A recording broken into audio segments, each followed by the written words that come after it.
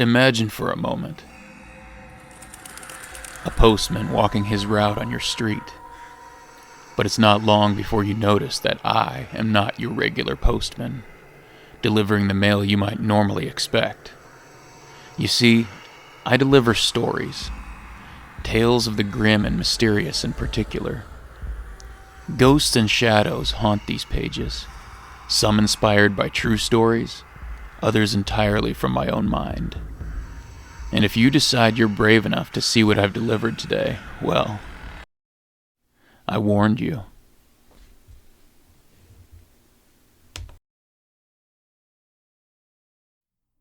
A Monster in the Woods. In the late 80s, I was fresh out of high school and working for my dad. We ran a garbage route then, and I had to get up very early in the morning to start getting the garbage truck ready to go, so usually I was up just before the sunrise. On this particular morning, I was up right at my regular time. The sun wasn't up yet, but the twilight of the morning was beginning to light up the field behind my parents' house, and now most of the woods were lit by the dim blue and purple hues of the early morning as well. My dad wasn't out of bed yet, but I had been doing this job for so long now that I knew everything that needed to be done before we set off at this point. After drinking a couple cups of coffee, I put my jacket on and walked out the front door and into the chilly morning air. I usually locked the front door before closing it behind me, even though my parents were home. It was just out of paranoid precaution, I suppose. Then I would close the screen door in front of it. I cupped my hands to my mouth and huffed warm air into them and tucked my arms close to my sides. I turned towards the garage area where the garbage truck sat. I was about to head that way, but for some reason I hesitated. I still to this day don't know what compelled me to look into the woods from our front porch, but for some reason that's exactly what I did. I started off by looking out into the field on the right. The daylight revealed the crystals of frost that had formed on the soybean plants. Then my eyes wandered off to the left, towards the woods. I could see through the tree line pretty clearly, thanks to it being autumn now and most of the leaves having already fallen. And so the thing that I saw next, I could see plain as day, and I froze when my eyes found it. Out of the corner of my eye, at first, I thought it was a deer, since white-tailed deer often wandered up through our backyard. But that idea quickly died when I made eye contact with the thing. It is still hard to describe in detail what I saw. It was very tall and covered in white hair. It was clearly walking through the woods on two legs, and I could see clouds of steam coming from its mouth as it exhaled in the cold air. It couldn't have been more than 30 or 40 yards away. I was totally petrified, but 1 second later I found myself tearing the screen door open frantically, then trying to open the front door. However, I forgot that I had locked it, and not only that, but I had also forgotten my key inside. I turned to see the creature again. It had stopped walking and turned its head toward the commotion. I genuinely thought it might come barreling through the woods toward me, but instead it seemed to get spooked. It turned quickly and ran off out of sight as I pounded on the front door for my mom to let me back in. A couple minutes later, she let me in. I told her everything, and I guess because I wasn't one to exaggerate stories or anything, she believed me right away, and still believes me to this day. The next day, we picked up a local newspaper, and I flipped through it to suddenly find an article about someone who had an experience just the last week who had seen a white hairy monster inside her barn on her farm. Her farm was not too far from our house. I found out that the creature was being dubbed the Coal Hollow Road Monster, and apparently it had been making random appearances in the central Illinois area since the 70s, but I didn't follow things like that, so I had never heard of such a thing. One thing I should say is that apparently the first person to spot said monster admitted to making the whole thing up. I don't know what to make of that because I know what I saw. I've heard other people guess that it could be somebody in a costume, and I suppose that is a possibility. But what doesn't make sense to me about that theory is this. Why would somebody be up as early as I was just to walk through the woods in the middle of nowhere, far from any populated area as we lived deep in the country, without the guarantee of somebody seeing them? Also, as I said, apparently this thing had been seen since the 70s. It was now the late 80s. To keep up a charade like that more than nearly a decade? That seems pretty unlikely. Like I said, I know what I saw that morning, and I have yet to hear an explanation that makes sense to me, other than it was real.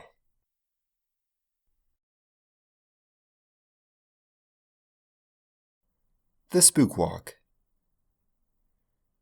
I was in high school when this happened, and my friends and I were having a pretty run-of-the-mill October on this particular year. My parents' house sat on the edge of town, with a pretty good chunk of wooded area just behind the backyard. Next door to our house, and I mean right next door, was a cemetery. I could jump the fence in our yard and find myself standing on top of somebody's grave if I wanted to, and that gave me an idea to liven things up for me and my friends that year. I decided I would set up a little spook walk through the wooded area behind my house. It would run right next to the cemetery for some really creepy ambiance. I only had a few resources, and I didn't spend too much time on it, but I was pretty proud of what I had accomplished in the afternoon I spent working on it. I had jack-o'-lanterns set up along the trail for lighting, but the creme de la creme was the dummy I had put together. I stuffed some old clothes with straw and safety pinned everything together, then put a creepy Halloween mask on the head. I didn't have much of a means to get the dummy to stand on its own, but there was a tree near the end of the trail that had a fork in it near to the ground. So I wedged the dummy into the fork to get it to look like it was standing behind the tree, peeking out at us. As it got dark that night, my friends came over, and after a little while of talking high school girl talk, I told them all about the spook walk I had set up, and they agreed to go check it out. We started at the back of the yard where my first couple jack-o'-lanterns were, then made our way into the wooded area. The trail wound all around and aside from the jack-o'-lanterns. There wasn't much to look at, but we had a good time walking and laughing with each other. It really was a great way to spend an October evening. We had passed by the cemetery, which, for some reason, brought our voices down to a whisper when we passed by, and were headed toward the end of the trail when I looked up and could see the silhouette of the dummy I had set up behind the tree against the dark blue of the yard behind it. I wished I would have set up a jack-o'-lantern close to the tree so you could see his face, but I guess seeing the silhouette would spook my friends just the same. We drew closer, and my friends hadn't noticed it yet. I decided to draw attention to it myself, for fear of us passing by all my hard work without at least seeing it. "Hey," I whispered hoarsely, stopping in my tracks. "Who's that?" My two friends stopped and stared, wide-eyed at the silhouette of the man behind the tree. They were only silent for a moment, though, before one of them turned and laughed. "Oh, real nice," she giggled, pushing me in jest. "Did you do that?" the other laughed. But before I could answer them, I heard something behind us. Footsteps.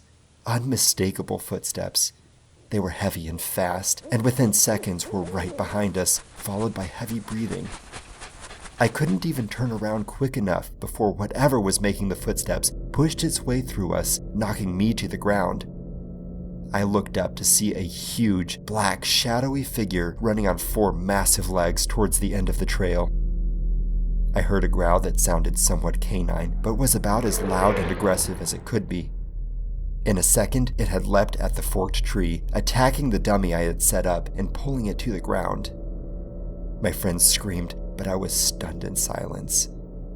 Then, whatever the figure was, it continued sprinting to the end of the trail, vanishing into the darkness. When I woke up the next morning, I genuinely thought I might have just dreamed the events of the previous night. To make sure that I did, I walked back down to the end of the trail in the light of the day. Eventually, I found the dummy I had made, with claw marks and long scratches torn all down the front of its clothes.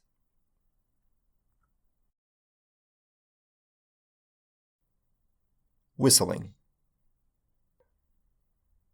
I was at my friend's house a long time ago when we were just entering high school. She lived with her parents and her older brother and younger sister, who was still in elementary school at the time. I had spent the night at her house for sleepovers before, and I was staying again on this particular night. We didn't usually have our sleepovers in my friend's bedroom, as their house was pretty small and her bedroom was kind of cramped. So her parents would let us sleep in the back room, which was sort of like a second living room to the house. We could also talk about as loud as we wanted because her parents' bedroom and her little sister's bedroom were across the house and they couldn't hear us much from there. That night, after a long while of talking way into the night, we turned off the lights and went to sleep. My friend slept on one couch in that room, and I was sleeping on another, which was facing the back room door, which went into the main living room. I had only been asleep a couple hours when I first heard it and woke up. Somebody was whistling nearby in the middle of the night. At first, I thought that maybe I was dreaming, but as I poked my head up from my pillow, searching for where the sound may be coming from, I knew it wasn't a dream. Standing in the doorway of the room was a man, shrouded in darkness to the point where I couldn't see exactly who it was.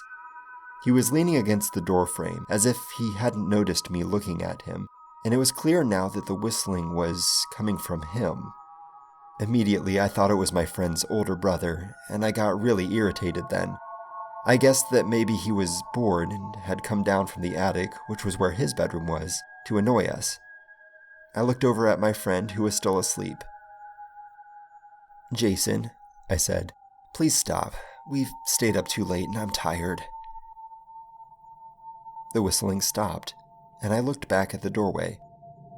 The man was still there, and I couldn't tell if he was staring at me or not. Either way, I laid my head back down on my pillow and went back to sleep.